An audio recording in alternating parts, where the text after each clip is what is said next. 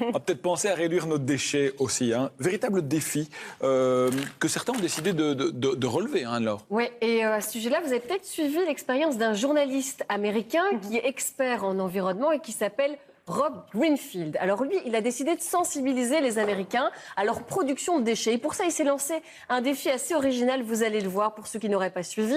Il s'est muni d'une combinaison dans laquelle pendant un mois, il a porté tous les déchets qu'il produisait pendant un mois. Et évidemment, au bout du compte, il s'est plus passé les portiques pour aller dans le métro, ce genre de choses.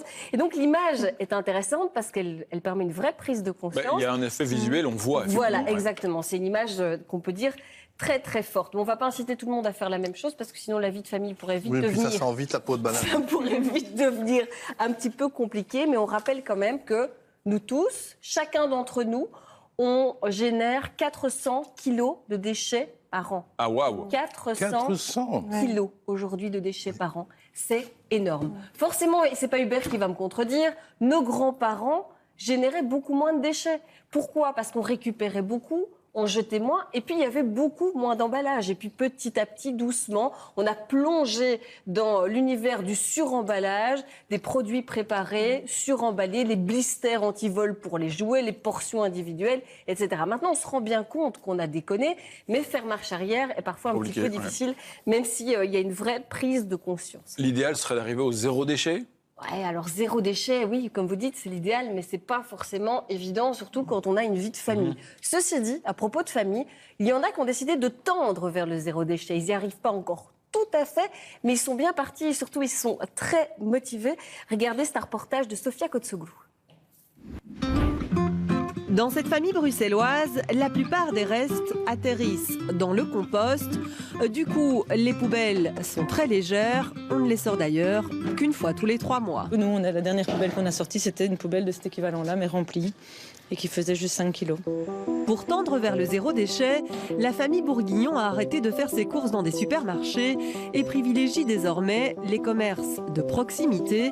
Une fois dans le magasin, Sylvie sort ses filets, sacs en toile, boîtes, bouteilles et bocaux. Je vais vous prendre du fromage, mais ce sera dans mes contenants.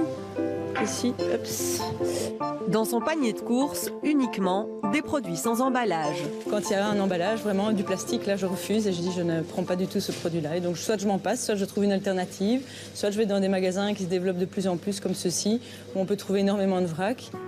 Pour faire des achats en phase avec ses valeurs, Sylvie choisit des commerces de quartier. Bonjour. Bonjour. Je viens faire mes petits achats.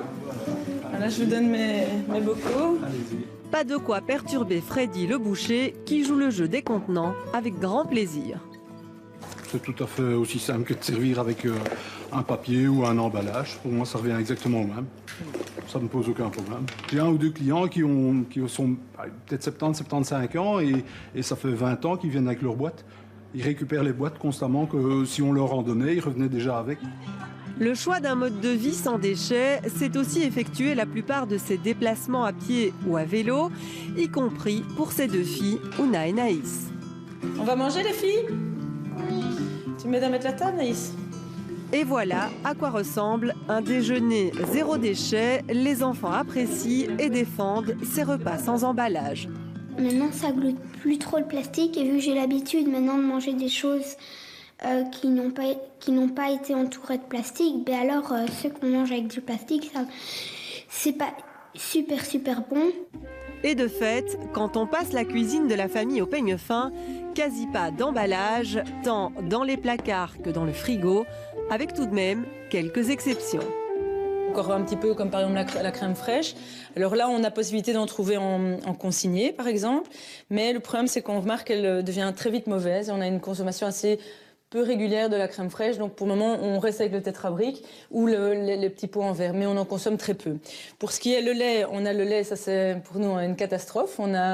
J'ai 3 personnes à la maison qui sont des grands consommateurs de lait. Quant au dessert, pas de cookies préemballés. Ici, on privilégie les biscuits faits maison. Un mode de vie anti-gaspi qui se reflète aussi dans la chambre des enfants. Les meubles, les vêtements, les jouets sont achetés en seconde main, mais les filles n'ont pas pour autant l'impression de vivre comme des ovnis. J'ai Marie et Nouria qui, elle adore les cookies de ma maman. Alors, dès que j'en ai, elle me demande d'en avoir et je leur en passe.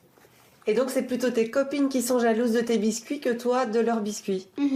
Ça te dérange pas de jouer avec des jouets avec lesquels d'autres enfants ont joué avant? Non, parce que justement, c'est pas grave, vu que on s'amuse avec, c'est le plus important, c'est pas le plus important qu'il soit que à nous. Autre aspect non négligeable, diminution des déchets rime aussi avec diminution des dépenses. On gagne 40% de son budget en prenant le même équivalent sans emballage. Et en parallèle, comme nous, on n'achète plus des choses de manière spontanée ou non réfléchie, eh bien, les produits qu'on achète sont plus limités, on est moins tenté et donc notre budget s'en ressent évidemment. Seul ombre au tableau, Nala le chat, du haut de ses 17 ans et avec un estomac très capricieux, le félin ne tolère que de la pâtée emballée dans des sachets individuels et non recyclables. Est-ce que vous pourriez, vous, changer vos habitudes et vivre comme cette famille?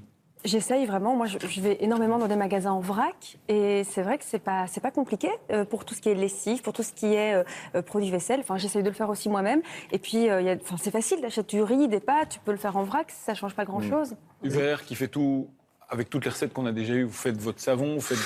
Ah ouais, c'est ça. Faites ce que je dis, mais pas ce que je fais. Mais... Si, en partie, évidemment, mais je pas taquine, comme eux. Là, c'est... Non, mais c'est ce que je trouvais très intéressant, d'abord, c'est la démarche de faire soi-même, parce que ça me passionne, notamment au niveau de la bouffe. Mais aussi, vous avez vu le frigo de cette... il est propre. Impeccablement rangé. Ouais. Et on devrait... Et en fait, vous voyez, on va chez le boucher, on lui fait emballer dans le truc, on met directement au frigo. En fait, elle se simplifie la vie par certains côtés. Et son frigo, c'est important, un frigo propre, bien rangé, avec des produits... Parce que les produits bien emballés dans le frigo, ils durent plus longtemps, et donc on gaspille Et moins. ce qui est Donc ça, mignon, je trouvais ça Et super l'éducation des gamines qui, plus tard, vont devenir des adultes hyper Oui, ils sont un peu trop parfaits, tous. Hein. responsables.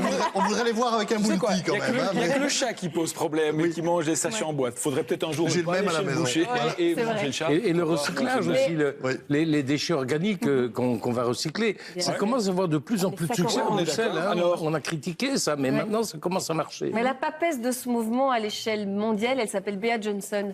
Elle est française, elle vit maintenant en Californie et elle a réussi à réduire ses déchets en une année à 1 kilo par an. Hein? Ouais. Ces déchets tiennent dans un bocal comme celui-ci. D'ailleurs, elle montre régulièrement son bocal. Elle va faire des conférences avec son bocal de déchets pour le montrer. Voilà, on le voit là à l'image. Ça, c'est ça. Elle génère ça par an avec toute sa famille, hein, comme déchets, ses enfants, etc. Donc, c'est possible, mais c'est vrai que c'est pas. Mais alors, si on veut rentrer dans ce modèle et éliminer progressivement nos déchets, on commence par quoi? On commence par boire de l'eau du robinet. Pas de l'eau en bouteille. C'est des petites choses, hein, parce que finalement, c'est vrai que ça nous paraît contraignant quand on n'a pas beaucoup de temps, quand la vie est déjà très compliquée, quand on se dit oh non, pas ça en plus. Mais l'eau en bouteille, l'eau du robinet, ben voilà, ça prend pas de temps, c'est pas un énorme effort à faire. On peut acheter en seconde main ses vêtements. Réduire sa garde-robe. Bea Johnson, par exemple, elle n'a que quelques pièces. Elle doit avoir une vingtaine de pièces dans sa garde-robe, sous-vêtements compris. Hein. En fait, elle combine. Elle combine les éléments, donc elle achète vraiment des indémodables, genre une petite robe noire, alors quand elle a envie de la mettre de façon décontractée, elle la met avec des baskets et des bas, et puis quand elle a envie d'être un peu plus chic, ben elle a une paire de talons, donc hop, elle met sa petite robe noire avec des talons, elle change les accessoires, ce genre de choses. Donc elle a quelques pièces de bonne qualité, dit-elle, parfois qu'elle achète en seconde main aussi, et qu'elle peut ressortir et combiner de façon différente. Qu'est-ce qu'on peut encore faire? Éviter les sacs, se balader avec des récipients de temps en temps, pourquoi pas, mais c'est vrai, oui. aller chercher ses légumes au marché, puis penser à prendre un petit sac en tissu. En général, ça tient dans son sac à main, c'est pas trop compliqué. Bon, c'est vrai que la famille qu'on a vue, elle doit être très organisée. Elle peut pas faire ses courses à l'improviste parce qu'elle doit prévoir les contenants pour chaque chose qu'elle va acheter, pour mettre ses deux si tu les as dans ta voiture, Attention que dans les magasins en vrac, souvent ils prévoient une série de Tupperware nettoyés déjà. Et voilà, si on n'a pas son Que tu contenant prends et avec tu soi, ramènes, on peut quoi. ou ne pas le ramener. C'est des trucs qu'ils ont quand même en stock et qui permettent. C'est mieux de le ramener évidemment, hein, mais ça peut arriver. En tout cas, ils dépannent, ils ont toujours quelque chose pour dépanner. Voilà, en général. ça c'est un bon plan. Ouais. Et alors on revient avec le fameux récipient, ça c'est forcément l'idéal. Le compost, si on a un jardin, forcément le compost ça c'est bien parce que ça limite très très fort les sacs poubelles. On remplit beaucoup moins son sac poubelle. Et alors, il y avait une jolie chose aussi qui a mis en œuvre la famille qu'on a vue dans le reportage, c'est les anniversaires. La Saint-Nicolas, Noël. Plutôt que d'offrir des cadeaux, je vous parlais de ces blisters, là, vous savez, ces emballages qui n'en finissent pas pour les jouets. Eh ben, ils ont décidé d'offrir des expériences à leurs enfants. Ça veut dire quoi offrir une expérience? C'est par exemple, on va tous ensemble aller visiter un musée, Ah ouais. On va tous ensemble Évidemment. aller faire une grande balade, un jeu de piste. Et c'est beaucoup On plus va sympa. tous Et ensemble. tu fais des souvenirs. Voilà, et on fabrique des souvenirs plutôt que d'accumuler trop de jouets. Moi, juste, on Et va alors le les rester. jouets aussi, vous l'avez vu, la phrase est assez jolie aussi dans la bouche de la petite fille qui dit moi j'ai pas besoin que les jouets m'appartiennent, je peux aussi avoir des jouets de seconde main. Là aussi, forcément, on évite les emballages. Donc voilà déjà des petites choses sans pour autant se dire je veux arriver à faire zéro déchet. Qu'est-ce qui est à le plus produire zéro difficile déchet. dans ce mode de vie zéro déchet? L'organisation, moi je pense. En tout cas, personnellement, si je dois me demander demain de me mettre à générer moins de déchets, je pense que ça demande un peu d'organisation. Une fois que l'organisation est en place, une fois qu'on a tous C'est de ces lancer, récipients, histoire de lancer la machine, une fois quoi. qu'on a l'habitude de les nettoyer, de les remettre dans la voiture, comme disait Carlo, pour pas les J'ai pas dit que je oublier. le faisais. Hein. Une fois qu'on sait que voilà, on n'épluche plus ces légumes et on met plus dans la poubelle, mais on prend le temps d'aller mettre ça dans le fond du jardin. Tout ça demande de l'organisation et clairement du temps. J'ai du mal à croire ceux qui disent qu'ils gagnent du temps au passage, parce que faire sa lessive soi-même, son savon soi-même, je pense que tout ça prend du temps. Par contre, on économise de l'argent et ça c'est vrai. Donc on peut peut-être se permettre de travailler un petit peu moins et de rester plus de temps à la maison. C'est une vraie philosophie de vie, ça c'est Alors, sûr. dans la philosophie de vie, vous en avez parlé, Bea Johnson, la papesse du... Il y a un peu un côté paradoxal dans son truc. Elle prône le zéro déchet et en même temps, elle prend l'avion régulièrement pour aller faire ses conférences. On lui a beaucoup reproché, Bah ouais. notamment dans la presse, en lui disant voilà, c'est vrai que vous produisez presque rien comme déchets, mais votre empreinte carbone, Ouais, bonjour, peut-être que vous quoi. allez passer vos vacances, je sais pas, dans les Caraïbes, en Australie, puis vous faites beaucoup de conférences. Puis à ça, elle répond que elle, son objectif, c'est de changer les mentalités, d'essayer de booster un petit peu les gens et de leur faire prendre conscience de tout ce qu'ils pourraient faire au quotidien pour limiter les déchets et que voilà, on continue à vivre quand même. On et n'est qu'il pas faut parfait. partager son expérience. Chacun et qu'on n'est sa pas pierre, parfait. quoi. Voilà, c'est et qu'on n'est exactement. pas- On n'est pas pas parfait. Tout ce qu'on fait, c'est déjà. parfait. Non, Voilà. elle apporte une pierre en Exactement. apportant un message. Je veux dire qu'on lui fout la paix, oui. Exactement. Alors, si vous voulez suivre la famille qu'on Oui. a vue, ils ont un blog. Hein. Exactement, il y a un site qui s'appelle zerocarabistouille.be, vous pouvez les suivre, c'est assez amusant. Et puis il y a aussi celui de, on l'a vu, celui de Bea Johnson elle-même, en anglais, zerowastehome.com. Et puis vous avez un autre site que j'ai trouvé sympa, untrucparjour.org. Je trouve voilà. que Ça, c'est bien dans la philosophie, Hubert qui le fait, c'est de quoi. se dire...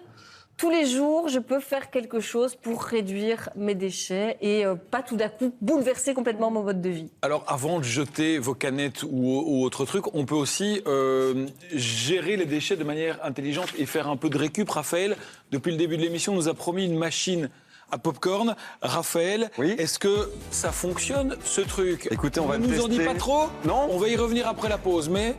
Ça Non. s'est super bien passé. Non. Ça a Non. super bien été.